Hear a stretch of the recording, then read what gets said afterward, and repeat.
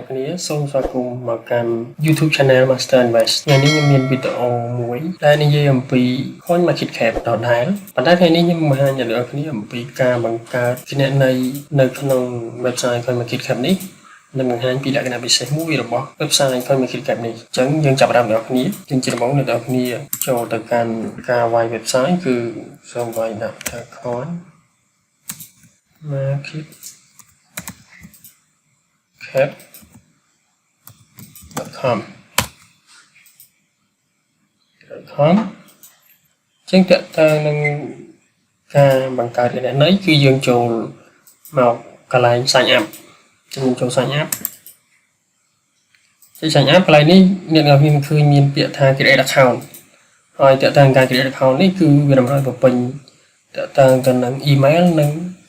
password ចឹងខ្ញុំដាក់ email ខ្ញុំចូលអញ្ចឹងខ្ញុំបានបំពេញ email ចូលតទៅពីបំពេញ email ហើយគឺខ្ញុំបំពេញ password នៅតែគ្នាអាចបំពេញអញ្ចឹង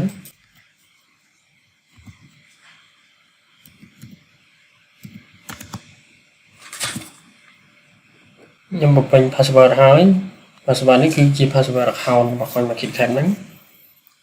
អញ្ចឹងបន្ទាប់មកយើងចុចពាក្យថា create account ហើយមកយើងចុចពាក្យថា create account អញ្ចឹងកន្លែងនេះវាចង់ឲ្យយើង verify ថាយើងមិនមែនជារបបតើនឹងឲ្យយើង select រូបភាពត្រឹមត្រូវ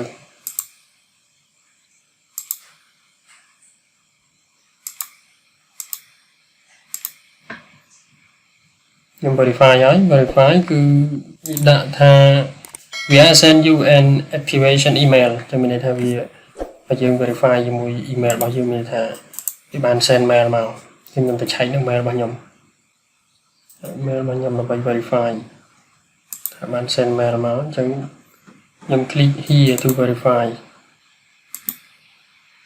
អញ្ចឹងអូខេខ្ញុំបង្កើតបានជោគជ័យទៅនៅ account CoinMarketCap គណនី CoinMarketCap ហ្នឹងអញ្ចឹងខ្ញុំចង់បង្ហាញលក្ខណៈពិសេសមួយតើតើទៅនឹង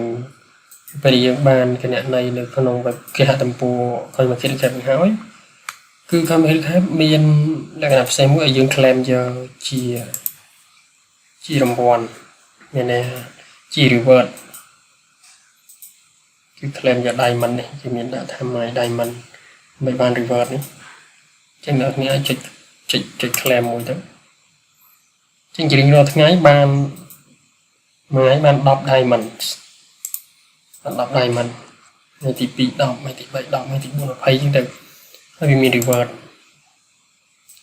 ចូលមក reward